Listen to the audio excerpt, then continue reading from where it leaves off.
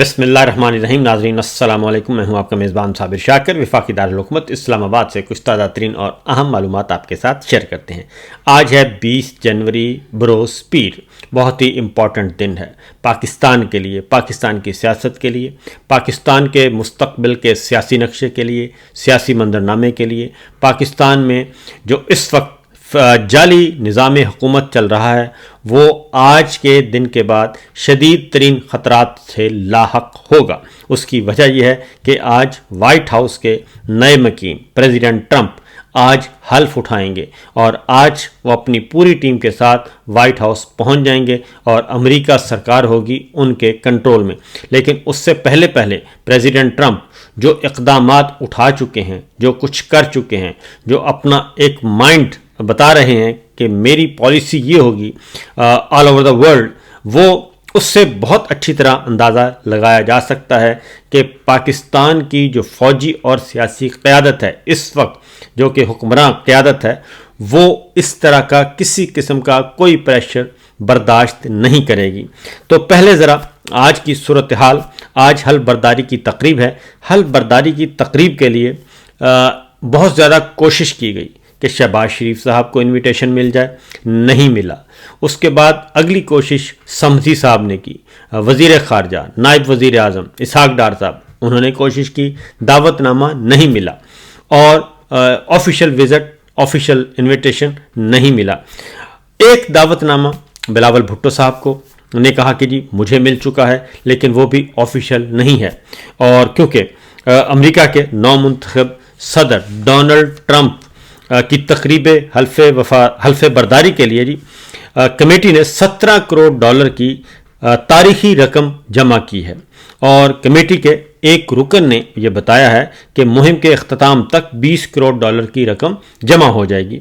और इसीलिए इसी तरह का एक टिकट जो है वो बिलावल भुट्टो साहब के पास है और इसी नौइयत का एक कहा जा रहा है कि मोहसिन नकवी साहब के पास भी है। और पाकिस्तान में ऑफिशियली किसी को नहीं इनवाइट किया गया, बहुत कोशिश की गई। और इसी तरीके से जी सिर्फ हमारे जो एम्बेसडर हैं पाकिस्तान के सफ़ीर अमेरिका में रिजवान सईद शेख साहब, वो ऑफिशियली पाकिस्तान की नुमाइंदगी करेंगे अमेरिका में इस हल बर्दारी की तकरीब में। भारत के वज़ीर ख़ारजा होंगे। मोदी सरकार को भी नहीं मिला, नरेंद्र मोदी को भी इनविटेशन नहीं भेजा गया। और पाकिस्तान, चीन और भारत की नुमाइंदगी की रियासती सरबराहान की सतह पर नहीं होगी। और ये तो है ऑफिशियली जो कुछ कहा गया। उसके बाद बहुत ज़्यादा कोशिश की गई इनविटेशन लेने की, लेकिन नहीं मिली। इसके बाद आते हैं पाकिस्तान तहरीक इंसाफ की सूरत हाल क्या है। पाकिस्तान तहरीक इंसाफ के मुतअद्दिद रहनुमा जो हैं वो जा रहे हैं इस हल बर्दारी की तकरीब में, उनके इनविटेशन मौजूद हैं। एक और ख़बर भी दे दूं जो कि बिलावल भुट्टो साहब के लिए भी और मोहसिन नकवी साहब के लिए, दोनों के लिए जो है इस बहुत ही अफसोसनाक ख़बर है, शॉकिंग न्यूज़ है कि जो वहाँ की मौसम की वजह से जो तकरीब है वो उसको महदूद कर दिया गया है। और वो महदूद मेहमान जो होंगे वहाँ, उन मेहमानों की फहरिस्त में अब बिलावल भुट्टो और मोहसिन नकवी उसमें भी नहीं आएंगे। और बहुत ही महदूद करके जो इनडोर जो होगी, उस इनडोर जो शुरका होंगे उसमें वो नहीं होंगे। बाकी अवामुन्नास काफ़ी होगी। तो इसलिए ये एक और सदमा हुआ है। अमेरिका के नौमुंतखब सदर डोनाल्ड ट्रंप की जो हल बर्दारी की तकरीब में जी पाकिस्तान तहरीक इंसाफ के कई अहम रहनुमाओं को शिरकत के दावतनामे उन तक पहुँच चुके हैं और वो शरीक भी हो रहे हैं। खैबर पख्तूनख्वा के वज़ीर आला अली अमीन गंडापुर को भी और साबिक सदर हमारे डॉक्टर आरिफ अलवी साहब, उनको भी हल बर्दारी में शिरकत की दावत मौजूद थी, दावतनामे मौजूद हैं, लेकिन वो बावजूद नहीं जा रहे। अली अमीन गंडापुर साहब और प्रेसिडेंट अलवी ये नहीं जा रहे, उनके दावतनामे मौजूद हैं। और दूसरी जानिब जी जो कई रहनुमा पहले से ही पाकिस्तान तहरीक इंसाफ के वहाँ पे मौजूद हैं और उनमें डिप्टी स्पीकर कासिम खान सूरी साहब वो भी वाशिंगटन में मौजूद हैं, वो इस तकरीब में शिरकत करेंगे। मेजर रिटायर्ड ताहिर सादिक साहब पाकिस्तान तहरीक इंसाफ के रहनुमा हैं, अटक से हैं और वो भी نو منتخب صدر کی حلف برداری میں شریک ہوں گے۔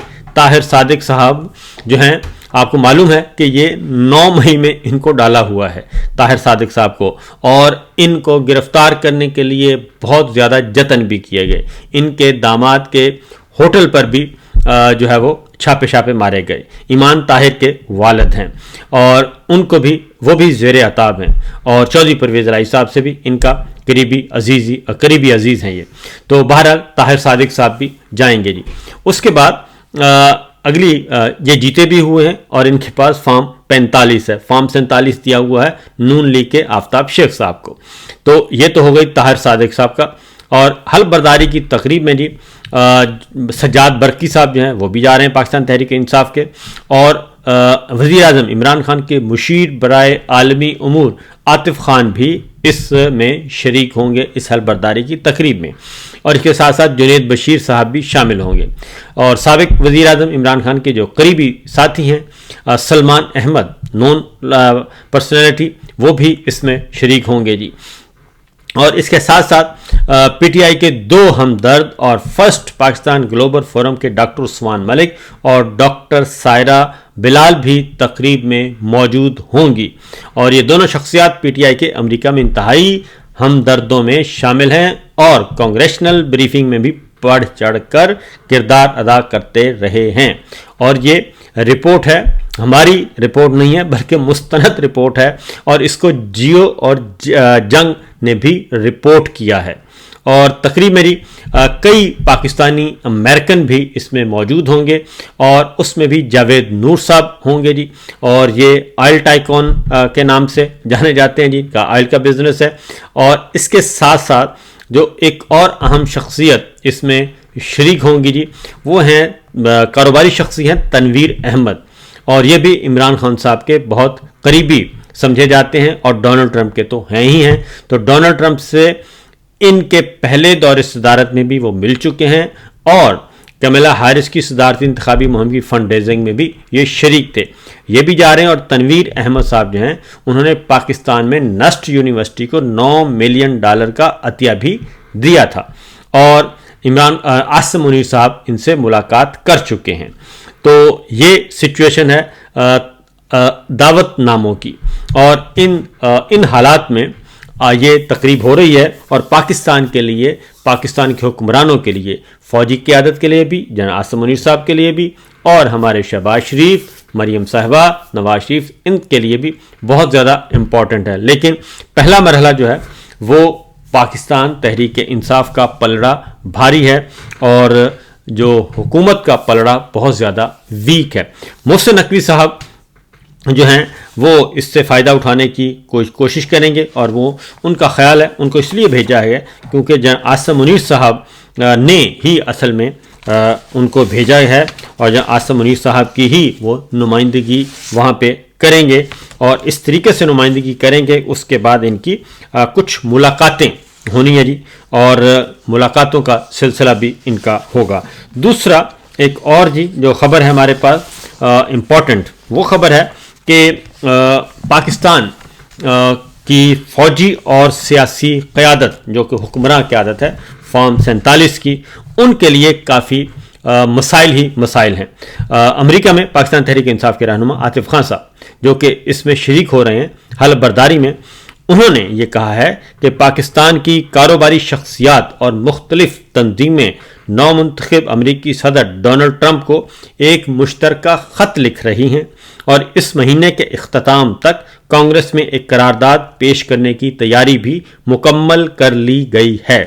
اور امریکی صدر کے نام خط اور قرارداد میں پاکستان کی 20 سے زائد بڑی شخصیات کے نام ہیں جنہوں نے ووٹ چوری اور رجیم چینج میں اہم کردار ادا کیا تھا۔ ان کے امریکہ میں داخلے پر پابندی اور ان کے اثاثے منجمد کرنے کی استدعا کی جائے گی۔ عاطف خان صاحب نے یہ کلیم کیا ہے کہ پاکستانی نژاد امریکیوں نے ٹرمپ سے ان شخصیات کے لیے ایس ڈی این سٹیٹس کا مطالبہ کیا ہے۔ ایس ڈی این سٹیٹس کا کیا مطلب ہے؟ اسپیشل ڈیزگنیٹڈ نیشنلز دنیا میں کہیں پر بھی امریکی سروسز کا استعمال نہیں کر سکتے۔ یہ آفر یہ ڈیبٹ کارڈ کریڈٹ کارڈ یہ افراد جو ہیں یہ ڈیبٹ اور کریڈٹ کارڈ کا استعمال بھی نہیں کر سکیں گے، جی میل، ایکس، فیس بک کا اکاؤنٹ نہیں کھول سکیں اور دنیا بھر میں کہیں پر بھی بینکنگ سروس کا استعمال نہیں کر سکیں گے۔ یہ ایک اہم ترین ڈیولپمنٹ ہے۔ اور عاطف خان صاحب نے یہ بھی کہا ہے کہ 22 جنوری کو کانگریس میں ریپبلکنز اور ڈیموکریٹس کے نمائندگان کے سامنے پاکستان کے حالات پر اہم بریفنگ بھی رکھی گئی ہے، اور اس سے پہلے امریکی صدر کو بھی خط چلا جائے گا اور پھر رواں ماہ کے اختتام تک قرارداد بھی پیش ہو جائے گی۔ تو حکومت پاکستان کے لیے حالات بہت سنگین ہو جائیں گے، کیونکہ ٹرمپ کے تمام اراکین کابینہ ڈیپ سٹیٹ اور سیاست میں فوجی مداخلت کے سخت خلاف ہیں۔ یہاں یہ بھی ایک اور امپورٹنٹ جو چیز ہے کہ 10 سے زائد پاکستانی شخصیات کو بغیر کسی ادائیگی کے ٹرمپ کی تقریب حل برداری میں شرکت کے لیے مدعو کیا گیا ہے، جن کے ریپبلکنز کے ساتھ گہرے تعلقات ہیں اور ان کا بڑا اہم کردار ہے۔ 10 سے زائد شخصیات کو، اور ان 10 میں سے ایک بھی جو حکومتی پاکستان کی جو جعلی نظام حکومت ہے ایک بھی ان میں شامل نہیں ہے، اور اس میں پاکستان تحریک انصاف کے لوگ زیادہ شامل ہیں جی۔ اور اگر امریکہ نے شخصیات پر پابندیاں لگا دیں تو اس کا اثر یورپ اور عرب ممالک پر بھی آئے گا، اور سوئس بینک سمیت جو دیگر بینکوں میں موجود اثاثے ہیں وہ بھی منجمد ہو سکتے ہیں۔ اور ٹرمپ انتظامیہ نے حلف برداری سے پہلے ہی پاکستان کو ایک سخت پیغام جو ہے وہ بھی بھجوا دیا ہے، اور جس کی عکاسی جو ہے وہ ظلم خلیلزاد کے ٹویٹس اور رچرڈ گرینل اور مورگن اور دیگر جو پارلیمنٹیرینز ہیں، جو کانگریس مین ہیں، جو سینیٹرز ہیں، وہ بتا رہے ہیں، اور وہ سوشل میڈیا کے ذریعے اور انٹرویوز کے ذریعے بار بار انفارم کر رہے ہیں کہ پریزیڈنٹ جو ٹرمپ ہیں ان کی پالیسی کیا ہوگی ٹورڈز پاکستان، ٹورڈز جعلی رجیم، ٹورڈز ہماری فوجی قیادت کے۔